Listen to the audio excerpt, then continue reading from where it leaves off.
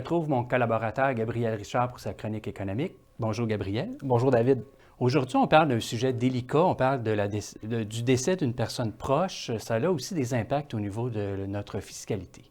Effectivement, en fait, quand une personne décède, on vit des moments difficiles, mais c'est quand même important de respecter certaines exigences pour rendre conforme finalement la fiscalité de la personne qui est décédée. La fiscalité au décès, il faut comprendre que c'est un domaine qui est quand même complexe. Il y a vraiment beaucoup de particularités et beaucoup de planification possible aussi, même post-mortem. Donc moi, dans la présente chronique, je vais simplement établir un peu les bases pour comprendre le concept général de qu'est-ce qui se produit quand une personne décède. En fait, la première chose à comprendre, premièrement, c'est que quand une personne décède, il y a évidemment des déclarations d'impôts à produire dans l'année du décès pour la personne qui est décédée. Si la personne décède entre le 1er janvier et le 31 octobre, ça va être la même date limite qui est normale, c'est-à-dire le 30 avril de l'année suivante pour produire la déclaration de revenus. Si par contre la personne décède entre le 1er novembre et le 31 décembre, la date limite va être 6 mois suivant le décès. Donc ça donne un petit délai supplémentaire pour produire la déclaration de revenus.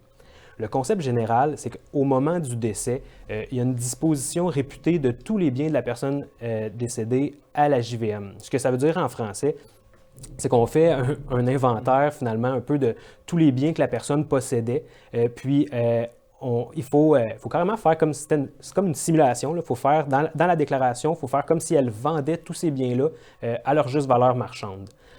Par exemple, si la personne détenait un triplex qui valait 450 000 c'est-à-dire, quand on parle de juste valeur marchande, c'est le prix qu'elle aurait pu le revendre à un tiers. Là.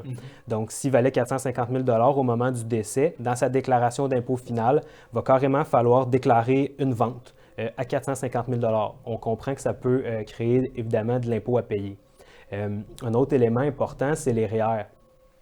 Les REER aussi sont réputés être disposés, donc c'est comme il faut faire comme si on les retirait immédiatement avant le décès. Donc, si la personne décédée avait cumulé au courant de sa vie 300 000 en REER, eh bien, ce 300 000 $-là va être imposable l'année du décès. Donc, encore une fois, ça peut générer beaucoup d'impôts à payer. La résidence principale aussi est importante à considérer. Par contre, la résidence principale, on a quand même droit à l'exemption pour résidence principale à ce niveau-là. C'est quand même important, même si on a droit à l'exemption de résidence principale, d'identifier notre juste valeur marchande correctement. Oui. Par contre, par exemple, si je me trompe et je sous-évalue la juste valeur marchande dans la déclaration d'impôt de la personne qui est décédée, par exemple, j'indique une disposition à 300 000 alors que quelques semaines après, les héritiers, finalement, vendent la maison en réalité 325 000 Si j'ai fait cette erreur-là, bien, les héritiers vont se retrouver à payer de l'impôt sur un gain de 25 000 alors que si j'avais établi la bonne juste valeur à 325 000 il n'y aurait pas eu de gain pour les héritiers.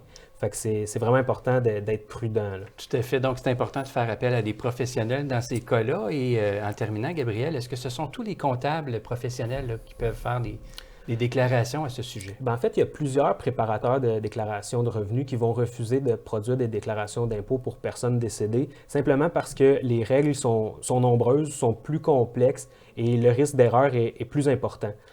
Donc, dans une situation comme ça, moi, je conseille de vraiment chercher un professionnel qui a de l'expérience avec l'impôt décès, puis la formation requise. Dans certaines situations, surtout s'il y a des complexités, ça peut être vraiment recommandé de carrément chercher un fiscaliste. Merci beaucoup, Gabriel, pour ces informations. On se retrouve très bientôt. Merci, David.